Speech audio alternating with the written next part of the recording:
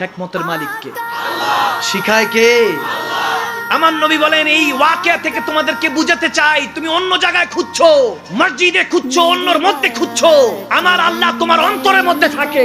তোমার কোথায় থাকে? কোরআনে এসেছে নাহনু আকরাবু ইলাইহি মিন হাবলিল বারিদ, রব্বুল আলামিন তোমার শারাকের ঘাড়ের চেয়ে নিকটে থাকে। আর তুমি মসজিদে খুঁজছো, মন্দিরে খুঁজছো, সেই মওলাকে নিজের অন্তরে খুঁজো। कि मोहम्मद से वफा तूने तो हम तेरे हैं, ये जहां चीज है क्या लौह कलम तेरे है। अरे बंदा न तू जमी के लिए है न तू आसमां के लिए, जहां है तेरे लिए तू नहीं है जहां के लिए। बंदा समस्त दुनिया তোমার জন্য বানানো হয়েছে, এই লৌহ কালাম আসমান জমিন বান্দা আল্লাহ তোমার জন্য বানিয়েছে। তুমি সবাইকে সবার মধ্যে আল্লাহকে তালাশ করছো, নিজের মধ্যে যদি তালাশ করো, মান আরাফা নাফসাহু ফাকাদ আরাফা রাব্বাহু, নবী বলেন যে বান্দা নিজেকে চিনেছে সেই আল্লাহকে চিনেছে। সুবহানাল্লাহ। আপনি তালাশ করেন অন্য জায়গায়, মালিক তো আপনার অন্তরে, ঠিক কি না? আন-নবী ওয়ালা বিল মুমিনিনা মিন আনফুসিহিম, নবী মুমিনের জানের চেয়ে নিকটে। সুবহানাল্লাহ কয় না? জানের চেয়ে নিকটে রাসূল থাকেন, আর আপনি আমি পড়ে আছি দুনিয়াদারির মধ্যে। আল্লাহ হেফাজত করুন, আমিন বলবেন না? আমিন। এই মুসলমান, আপনাকে একটা উদ্দেশ্য দিয়ে পাঠানো হয়েছে। আপনি ৮-১০টা মানুষের মতো আপনাকে মরে গেলে পোড়ায় ফেলা হয় না, আপনাকে আস্তে আস্তে করে কবরে নেওয়া হয়, আপনাকে কাঁধে উঠানো হয়। সমস্ত যাদের সাথে আপনি ৫ ওয়াক্ত নামাজ, ঈদুল ফিতরের নামাজ, আপনি তারাবির নামাজ পড়তেন, ওই সমস্ত সব ইমাম, সব খতিব, সব এমপি মন্ত্রী, আপনার এলাকার মানুষের সামনে আপনার জানাজাটাকে রাখা হয়। ওই জায়গায় শেষ নয়, আল্লাহ আপনার ইজ্জতটা এমন বাড়ায়, আপনাকে ইস্তেকবাল ওয়েলকাম জানানোর জন্য কবরে আপনার নবী, আমার নবী অপেক্ষা করছে, ঠিক কি না? তাহলে মুসলমান দামি না কম দামি? আপনার দাম আপনি কমাচ্ছেন। আপনি ভাবতে পারেন ইজ্জত কি জানেন হুজুর? ওয়াকুনু মা সাদিকিন। আপনি জানেন সৎসঙ্গটা কি? সৎসঙ্গ হলো আপনাকে যদি আমি বাটখারা দিয়ে বুঝাই, একটা বাটখারা ধরবেন 5 কেজি আর 50 গ্রাম ধরবেন, আপনার যদি সৎসঙ্গ রাখেন তাহলে এমন অবস্থা হবে 50 গ্রাম আপনার ওজন হলে 5 কেজি ওয়ালার সাথে থাকার কারণে আপনার ওজনটা বাড়বে। আওয়াজ দেয় না? আমার কথা বোঝা যাচ্ছে? বাটখারা দিয়ে বুঝাচ্ছি, ওই যে দাড়িপাল্লা 5 কেজি ওয়ালা মানুষের সাথে সম্পর্ক রাখলে, ইমাম সাহেব, খতিব সাহেব, একজন আলেম দ্বীন, শাইখে তরিকত, আল্লাহর ওলির সাথে আপনার যদি ওয়াকুনু মা সাদিকিন কোরআন অনুযায়ী যদি আপনি সম্পর্ক রাখেন, আপনি হয়তো আল্লাহর কাছে পরেজগার বান্দা নয়, নেককার বান্দা নয়, আপনি হয়তো অনেক গুনাহ খাতা করেন, আপনার আল্লাহর দরবারে আপনার কেজির দাম হয়তো 50 গ্রাম, আর একজন 5 কেজি ওয়ালার সাথে যদি থাকেন, ওনার বরকতে আপনার মা কামটা উপরে উঠবে, নিচে না। আমার কথা বোঝা যাচ্ছে? যারা বুঝছেন তাদের জন্য আলহামদুলিল্লাহ। আমি শুধু একটা কথা বলি, আমরা সবাই পাপী, নিজের পাপের বাটখারা দিয়ে অন্যের পাপ মাপি, সবাই পাপী। বাঁচার উপায় একটাই, সৎসঙ্গ। ওয়াকুনু মা সাদিকিন, আপনাকে নেক বান্দার সাথে চলতেই হবে।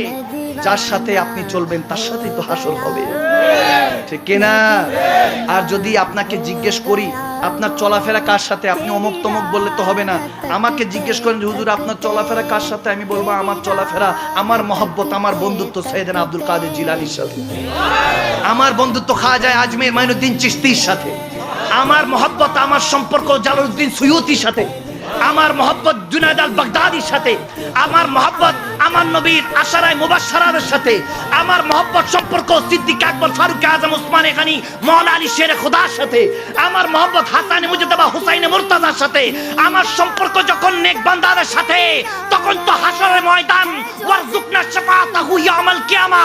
দয়াল নবী বললে, এ বান্দা কই যাস, কই যাস? যখন আদম আলাইহিস সালাম থেকে আমার ঈসা আলাইহিস সালাম পর্যন্ত দৌড়াবো, মা বাবা সবাই নাফসি নাফসি, আদম আলাইহিস সালাম থেকে ঈসা আলাইহিস সালাম নাফসি নাফসি, কোটি কোটি নাফসি নাফসি থেকে ইয়া নাফসির আলামের মধ্যে একটা আওয়াজ বার হবে, রাব্বি হাবল উম্মতি।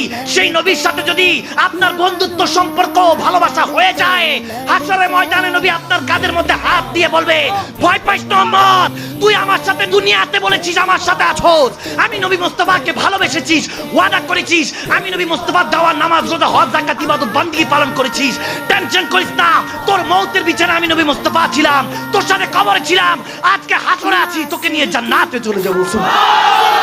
নারায়ে তাকবীর, আল্লাহ, নারায়ে তাকবীর, আল্লাহু আকবার, নারায়ে রিসালাত, ইয়া রাসূলুল্লাহ, আহলে সুন্নাত ওয়াল জামাত, জিন্দাবাদ জিন্দাবাদ, আল্লামা মাকদুম সাল মাদানী সাহেব, জিন্দাবাদ জিন্দাবাদ। কষ্ট হচ্ছে? আওয়াজ দেন, কষ্ট হচ্ছে? আমি আমার জায়গা থেকে আপনাদের কাউকে গালি দিয়েছি? বলবেন মাদানী হুজুর আইসা ইচ্ছা মতো গালি লেগে গেছে। আমার বাবার তো আমাকে মহব্বত করে, আমার আশেপাশে যারা বসে আছে আমি জানি আমাকে মহব্বত করে আল্লাহ আল্লাহ রসুলের সন্তুষ্টির জন্য, ঠিক না? আমরা ভালোবাসবো আল্লাহ আল্লাহ রসুলের সন্তুষ্টির জন্য। হুব্বু ফিল্লাহ ফি রাসূল, বুগযু ফিল্লাহ ফি রাসূল। আল্লাহ আল্লাহ রসুলের জন্য ভালোবাসতে হবে। আপনি স্ত্রীকে ভালোবাসেন, স্বামীকে, আপনার সন্তানকে, মা বাবাকে, যাকেই ভালোবাসেন আল্লাহ আল্লাহ রসুলের সন্তুষ্টির জন্য। আওয়াজ দেয় না? হযরত ওমর ইবনুল খাত্তাব রাদিয়াল্লাহু তাআলা, তিনি সাহাবায়ে রাসূল দ্বিতীয় খলিফা, অর্ধ পৃথিবী যিনি শাসন করতেন। দেখেন, এটার আগে অনেকে বলে যে অর্ধ পৃথিবী, আমি বলি পুরো পৃথিবী তিনি শাসন করেছেন। কেমনে? হাদিস শরীফে এরকম এসেছে, ওলামায়ে কেরামরা একত্রিত পোষণ করবেন, তিনি 3টা শর্ত বাকি অর্ধেক পৃথিবীকে দিয়েছিলেন। কয়টা? আওয়াজ দিতে হবে, কয়টা? হযরত ওমরের প্রথম শর্ত ছিল যে তোমরা আমার সাথে যুদ্ধ করো। সবাই বলে we can't imagine this thought, এগুলো আমরা চিন্তাও করতে পারবো না, ঠিক কিনা? হযরত ওমর সাথে কে যুদ্ধ করবে? যাকে দেখলে শয়তান পলায়ন করত। সুবহানাল্লাহ। আফটার 40 ডেজ লেটার, 40 দিন পর যে রাস্তা দিয়ে হযরত ওমর হেঁটে যেত বা হেঁটে যাবে, সেই রাস্তা দিয়ে শয়তান পথ চলতো না। আমার নবীর উম্মত, আপনিও তো নবীর উম্মত। আপনাকে দেখলে বিড়ি টানতে টানতে চলে যায় কেন? আওয়াজ দেয় না? আপনার পার্সোনালিটি কোথায়? সিগারেট টানতে টানতে আপনার সামনে দিয়ে কেন চলে যাবে? তলাবে ইলমদের জন্য একটা কথা বল, যারা মাদ্রাসার শিক্ষার্থী, এখানে অনেক মাদ্রাসার শিক্ষার্থী আছে, আমি তেনাদের জন্য বলবো, শয়তান প্রত্যেকদিন, হাদিস এসেছে, প্রত্যেকদিন একটা মজলিস বসায়, সবাই ডাক দেয়, আজকে কার সাথে কি আংটা লাগাইছো? যে যার পজিশন, তাকে অনেক পজিশনওয়ালা পুরস্কৃত করা হয়, গিফট করা হয়, তোফা দেওয়া হয়। শয়তান সবাইকে ডাকছে, কি করছিস? বলে স্বামী স্ত্রী ঝগড়া লাগাই দিছিল, ভালো করছিস, বস। ইবলিস ডাকে, আরেকজন কে আছে? বলে আমি আজকে করেছি কি, এক ভাই আরেক ভাইয়ের সাথে রক্তাক্ত করে দিয়েছি, নাউজুবিল্লাহ পড়ে। শয়তান বলে ভালো করছিস, বস। আর কে কি করছো? এইভাবে একটার পর একটা হিসাব নেই। আমি সুদ ঘুষ খাওয়ানো শিখিয়ে দিয়েছি, বেনামাজি করে দিয়েছি, জেনাখোর বানিয়ে দিয়েছি, এক পুরুষ আরেক নারীকে, বেগানা নারীকে দেখেছে, এভাবে একটার পর একটা গুনার কথা সবাই থেকে শুনে বলে ঠিক আছে। একজন চিপার মধ্যে বসে আছে, বলে কিরে তুই কিছু বলবি না? বলে হুজুর কি বলবো, আমারটা ছোট্ট। বলে কি করেছিস? বলে তলাবে ইলম, মাদ্রাসার ছাত্র কোরআন সুন্নাহর জ্ঞান অর্জনের জন্য যখন যাচ্ছিল, সে একটা সাঁকু, একটা সেতু, একটা পুল পাড়ি দিচ্ছিল, আমি ধাক্কা দিয়ে ফালাই দিয়েছি। নাউজুবিল্লাহ পড়ে। বলে সে ভিজে গিয়েছে, বাসায় চলে গিয়েছে, কোরআন সুন্নাহর জ্ঞান অর্জন করে নাই। শয়তান বলে এটারই তো দরকার, এদিকে আয়। কথা বোঝা যাচ্ছে না?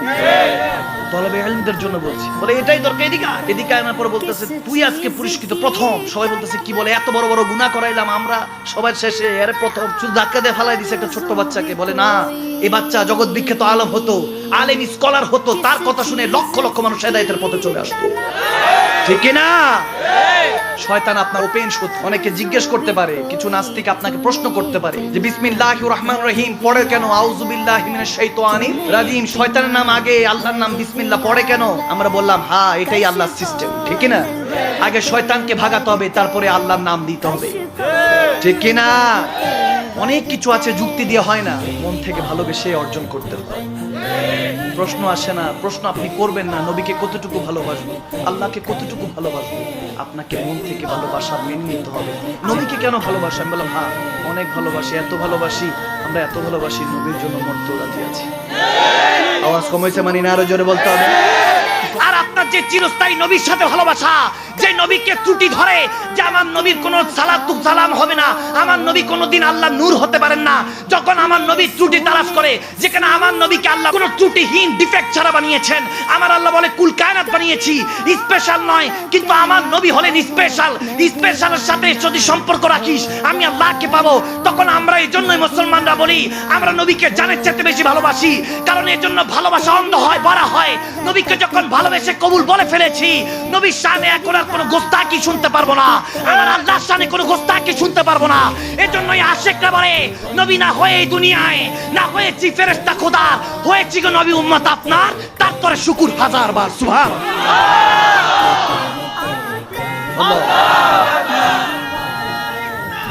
ইয়া রাসূলুল্লাহ, ইয়া